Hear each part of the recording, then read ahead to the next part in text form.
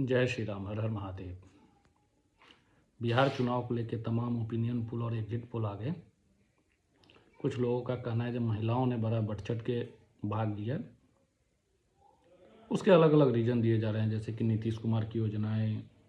कुछ लोगों का कहना है कि चूँकि मुस्लिम क्षेत्र में कल वोटिंग हुई है तो वहाँ की महिलाओं ने बढ़ चढ़ कर भाग लिया है। कुछ हद तक जो मुस्लिम वाला पक्ष है उससे मैं सहमत हूँ, सीमांचल वाले एरिया में। और कुछ खबरें आई बगहा विधानसभा क्षेत्र से जो लगभग 15,000 लोगों ने बाइकआउट चुनाव का किया। और मेरे को तो इतिहास में कभी ये नहीं दिखा है जो कभी कोई मुस्लिम पक्ष चुनाव का बहिष्कार करता है। ये बहिष्कार का रोग हमेशा हिंदुओं को ही लगता है। शिकायतें आपकी होंगी, मैं ये शिकायतों से ये नहीं कर रहा हूँ, लेकिन बहिष्कार का रोग हमें ही लगता है। और हम अपने लक्ष्य को लेकर क्लियर ही नहीं है, हकीकत ये भी है। हम हर चीज़ चाहते हैं, जब गलती हम करें सरकार हमारे गलतियों को धोते रहे। खैर कोई नहीं, जैसा भी गया चुनाव बहुत अच्छा गया। और सबसे बड़ी बात, जो बिहार जो कभी चुनावी हिंसा के लिए कुख्यात हुआ करता था, उस बिहार ने बिना किसी चुनावी हिंसा के इस चुनाव को संपन्न किया। बिना किसी चुनावी हिंसा के, एक दुलार चंद यादव की बात छोड़ दी जाए, उसमें भी अलग अलग तरीके के थ्योरी आ रहे हैं, तो ये बिहार जैसे राज्य के लिए एक सुखद सूचना है और सुखद एहसास है। दूसरी चीज, इस बिहार में बड़े बड़े वादे, इस बिहार चुनाव में बड़े बड़े दावे किए गए, बड़े बड़े वादे किए गए, और जनता ने वादे, दावों और वास्तविकता के धरातल को अच्छे से जांच परख कर ही अपना मतदान किया है। चुनाव का रिजल्ट चाहे जो भी हो, जनता ने इस चुनावी प्रक्रिया में, डेमोक्रेटिक प्रक्रिया में भाग लिया, ये सबसे बड़ा महत्वपूर्ण है। अब मेरा कुछ आकलन है जो क्यों महिलाओं ने भाग लिया और क्यों बिहार में महिलाओं की संख्या अधिक दिखती है चुनाव में। तो मेरे हिसाब से जो सबसे बड़ा रीज़न है कि बिहार में अधिकतर फैमिलीज़ में, मेरा अपना जो अनुभव है मैं बता रहा हूँ, महिलाएं घर पर रहती हैं, पुरुष अलग अलग राज्यों में काम के लिए तलाश में चले जाते हैं। जहाँ लोगों को संभव होता है वो अपने साथ अपनी परिवार को भी लेके जाते हैं। लेकिन ऐसे करने वाले भी परिवार मतलब 50% है जो जाते हैं, उसमें से 50% ही अपने साथ परिवार रख पाते हैं। मैक्सिमम की फैमिलीज यहाँ होती है। तो उस स्थिति में अगर महिला परसेंटेज बढ़ती है तो मेरे हिसाब से अगर 90% देना हो क्रेडिट, मतलब रीजन, तो ये होगा। बाकी 10% 15% में डेफिनेटली नीतीश कुमार जी के दो चीज़ों को, एक तो महिला के लिए योजनाएं, और दूसरा महिलाओं में एक जो सुरक्षा की भावना को विकसित करना, ये बहुत इम्पोर्टेंट है कि महिलाएं बड़ी संख्या में बूथ पर पहुंच रही हैं। और हाँ, ये भी सच है कि कुछ जगहों पे महिलाओं को इतनी योजनाओं का फ़ायदा मिला है, इतनी योजनाओं की सुविधा दी गई है नीतीश कुमार जी द्वारा, एनडीए सरकार द्वारा। मैं क्योंकि एनडीए सरकार इसलिए बोलूँगा क्योंकि एनडीए सरकार से पहले जैसे ही बीच में लालू जी के साथ मिल गए थे, फिर वही हालत हो गई थी। तो एनडीए सरकार द्वारा दी गई है कि अब महिलाएं अपने परिवार में भी बगावत कर रही हैं। कुछ खबरें ये आई हैं कि भाई मेरे को जिसने रोटी खिलाया है, मेरे को जिसने नमक खिलाया है, जिसने मुझे रोजगार दिया है, मैं उसके साथ होऊंगा। लालू जी के बच्चों ने बड़े बड़े वादे किए, लालू जी के बच्चों ने बड़े बड़े वादे किए। उन्होंने बोला कि हम हर घर से एक सरकारी नौकरी देंगे। अब थोड़ा उनको हकीकत से वाकफियत कराना जरूरी है। चुनाव खत्म हो गया है, लेकिन जनता को जानते रहना चाहिए। आपको पता है लालू जी के शासनकाल में नौकरी देना दूर की बात, आप किसी भी तरीके से रोजगार करके लाए हैं, कुछ अर्न करके लाए हैं, उसको बचाना आपके लिए सबसे बड़ा मुश्किल हो जाता था। लोग छुपा के रखते थे, ये कहीं किसी को पता लग गया था कल मेरे घर में अपहरण हो जाएगा, या कल 2-4 गुंडे आ जाएंगे, 2-4 बम फोड़ेंगे,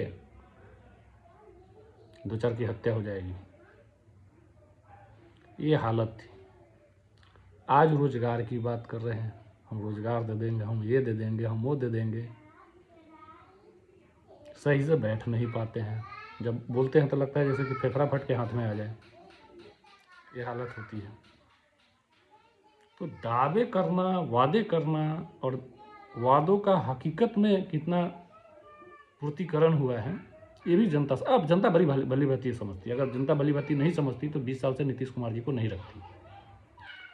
विपक्ष का हमेशा एक आरोप रहा कि आप जंगल राज को बार बार क्यों याद दिलाते हैं। तो मेरा तो यही कहना है, जो तेजस्वी जी भी तो बोलते हैं कि हम लालू जी के ही पुत्र हैं, हम लालू जी जैसा ही सामाजिक न्याय करेंगे, तो क्यों ना जंगल राज को, उनकी ही लेगेसी को उनको याद दिलाया जाए। और उनको याद दिलाए न दिलाए, देश के बिहार की जनता को यह याद दिलाना जरूरी है कि जंगल राज का स्वरूप क्या होता था। और मैं एक बात फिर से अपनी रिपीट कर रहा हूँ, गलती से तेजस्वी जी आ गए बिहार में तो यकीन मानिए आपको ममता बनर्जी बहुत दयालु नजर आने लगेंगी। कुछ लोग बोलते हैं जो what Bengal thinks today India thinks tomorrow, मैं बोलता हूँ इस मामले में बिहार बहुत आगे है। What Bihar has done in the past Bengal is doing right now. Bengal का चुनावी हिंसा देख लीजिए, आपको समझ में आ जाएगा। तो ऐसा नहीं है, बिहार लोकतंत्र की जननी रही है और सबसे बड़ी बात, बिहार बदलाव की जननी रही है। जब जब किसी ने बिहार के स्वाभिमान पर आघात किया है, दिल्ली बदल गई है, दिल्ली की सत्ता पलटी है। यह है बिहारियों का स्वाभिमान। और मैं 2-3 एग्जाम्पल दूंगा। आचार्य चाणक्य के बारे में तो सबसे जानते हैं कि जब चाणक्य शिखा खुलती है, नंदवंश कट जाता है, तो बात सिर्फ नंदवंश की नहीं थी, बात थी भारत को एकत्रित कर विदेशी शक्तियों से लड़ने के लायक मजबूत बनाना। उसका नेतृत्व, उसका मार्गदर्शन आचार्य चाणक्य ने किया था। मुगल काल में आते हैं तो शेर शाह सूरी भले ही 2.5 साल के लिए बने थे, लेकिन दिल्ली की सत्ता से टकरा गए थे। आज़ादी के समय में आते हैं तो 2-3 घटनाएं हैं। एक, MC गांधी का सत्याग्रह चंपारण, पूर्वी चंपारण। दूसरा, खुदीराम बोस चेम्सफोर्ड हत्याकांड, जिसमें शहीद खुदीराम बोस जी को मुजफ्फरपुर में ही फांसी की सजा दी गई थी। जुब्बा सहनी, पढ़िएगा कभी, बच्चों को ये चीज़ें छुपाई गई हैं। शहीद जुब्बा सहनी के बारे में पढ़िएगा, अंग्रेजों के खिलाफ कैसे लड़े थे। और आज़ादी के बाद लोकनायक जयप्रकाश नारायण। उसके बाद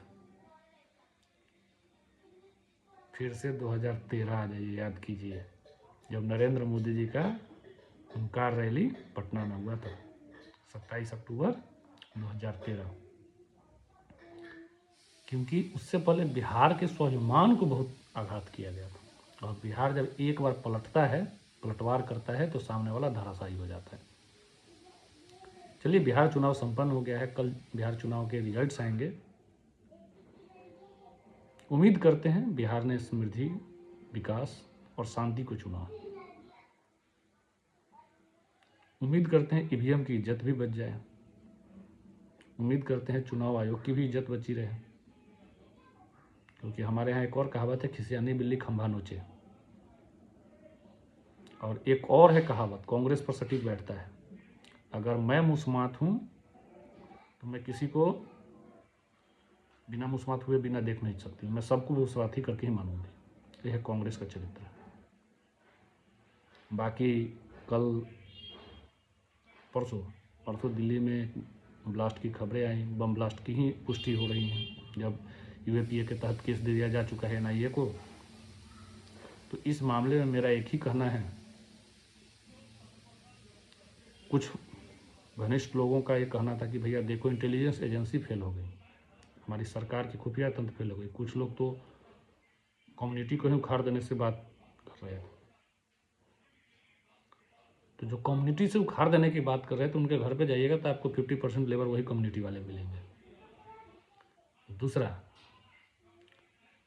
हम जब सिक्योरिटी एजेंसी पर और इंटेलिजेंस एजेंसी पर उंगली उठाते हैं तो पहले आप ये सोचिएगा कि कितने हमलों से उन्होंने बचाया है आपको। जो आप सो रहे हैं ना चैन की, वो एक एक चैन की नींद उनका कर्जदार है। आपके टैक्स से दिए हुए कुछ पैसे उनके उस कर्ज को चुका नहीं पाएंगे। आपकी ज़िंदगी के एक एक पल उनके कर्जदार हैं, उन शूरवीरों के जो दिन रात एक करके आपकी सुरक्षा करते हैं। रही बात जे.एन.के पुलिस को बहुत बहुत धन्यवाद। उन्होंने एक बेहतरीन inter state intelligence agency police के साथ मिलकर जो टेरर मॉड्यूल का भंडाफोड़ किया, जिसके परिणाम स्वरूप आपने देखा कि लगभग 3000 केजी एक्सप्लोसिव बरामद हुए। अब यहाँ इतने बड़े बड़े एक्सपर्ट हो गए हैं जो उन्होंने एक्सप्लोसिव के टाइप्स भी बताने शुरू कर दिए। अभी एनआईए को मतलब इन्वेस्टिगेशन शुरू नहीं हुई है, ये लोग पूरा एकदम टाइप ऑफ एक्सप्लोसिव, कौन कौन सी इफेक्ट है, सब चीज़, कंपोनेंट, सारी चीज़ चर्चा करने लगे। ये तो हमारे देश की मतलब my country is full of talents. Even before the intelligence agency and the agencies could reach, our boys on the social media are so smart. You can understand. कुछ लोग तो युद्ध भी शुरू कर दे रहे हैं। कल एक आदमी को कल मैं थोड़ा सा पोक भी किया था। तो ये चलती रहती है। लेकिन आप ये सोचिए कि 3000 केजी एक्सप्लोसिव कितनी तबाही ला सकती थी। दूसरी चीज़, अगर वह 3000 केजी बरामद हुए हैं तो अभी कितने गर्त में हैं, गाड़े गए हैं, जिसको एजेंसीज खोज रही हैं, खोजेंगी और ढूंढ निकालेगी, ऐसा मेरा विश्वास है। दूसरा, डॉक्टर सबसे बड़ा नोबल प्रोफेशन बोला जाता है, उनके लिए क्या बड़ा है, इस चीज़ को आपको समझना पड़ेगा। धर्म, प्रोफेशन, नेशन, सबसे ऊपर रखते हैं धर्म। वो प्रोफेशन अगर उनका है तो उस प्रोफेशन को भी धर्म को सर्व करने का जरिया बनाते हैं। और हमारे में क्या है, फर्स्ट थिंग, जैसे हमको प्रोफेशन आता है be disown our religion, our dharma, उसके बाद हम उनको बोलते हैं वो विधर्मी है। एक बात बताओ, जो व्यक्ति अपने धर्म को लेकर इतना सजग है वो विधर्मी कैसे हुआ? विधर्मी अगर कहेंगे तो हम अपने आप को कहेंगे कि हम धर्म के प्रति अभी तक अपने आप को अटैच ही नहीं कर पाए। हमारा धर्म इतना मतलब हमारा विश्वास इतना फ्रेजाइल है कि हम जिसको 5 साल के लिए चुनते हैं उसको 5वें दिन हम सवाल उठाना शुरू कर देते हैं। तो आप जिसके ऊपर विश्वास किए हैं उसके ऊपर विश्वास रखिए। और एक कहावत है, जो जानते हैं वो मानते हैं। तो जिनको एजेंसी की जानकारी है, जिनके सरकार के को जानकारी है सरकार के व्यक्ति के कार्य करने के तरीके पर, वो सरकार पर विश्वास रखते हैं। आम जनता को भी यह विश्वास रखना पड़ेगा। सरकार हर चीज़ को माइन्यूट डिटेल्स जनता में नहीं लाएगी। आपको भी सरकार के काम करने के कार्य और कार्य पद्धति की गोपनीयता को समझना पड़ेगा। दूसरी चीज़, जब ऐसे कोई भी ब्लास्ट होते हैं, कोई भी चीज़ें घटनाएं होती हैं, हमारा आम नागरिक के तौर पे जो जनरल बिहेवियर है उसको भी हमें चेक करने की ज़रूरत है कि क्या हम उस बिहेवियर के हिसाब से जो हमारा एक्सपेक्टेड है सोसाइटी में, वो क्या हम उसको रिस्पॉन्ड कर रहे हैं। हर किसी को खबर जानने की उत्सुकता होती है, लेकिन क्या उस खबर को उत्सुकता और जनता के बीच में डालने के बीच में कहीं हम ऐसा तो नहीं कर रहे हैं जो सामने वाला चाहता है? हम उस चीज़ के साथ खेल रहे हैं। इस जिम्मेदारी को समझना होगा हमें। बाकी कल फिर मिलते हैं चुनाव परिणाम के बाद। कल की वीडियो चुनाव परिणाम के बाद मिलेंगे। और कल का वीडियो थोड़ा अजीब टाइप का होगा, क्योंकि कुछ चिलम छापों ने जो सोशल मीडिया पे गंद मचाया बिहार चुनाव के बाद के दौरान, उनकी भी कुछ छिलाई होगी कल। उम्मीद करते हैं आप लोग पैसेंस रखिएगा कल बिहार चुनाव के काउंटिंग के दौरान, क्योंकि बिहार चुनाव के काउंटिंग लगभग 2 बजे के बाद ट्रेंड सेटल होते हैं। बाकी सुबह के ट्रेंड के हिसाब से अपने आप को एक्साइटेड मत कीजिएगा। जय श्री राम।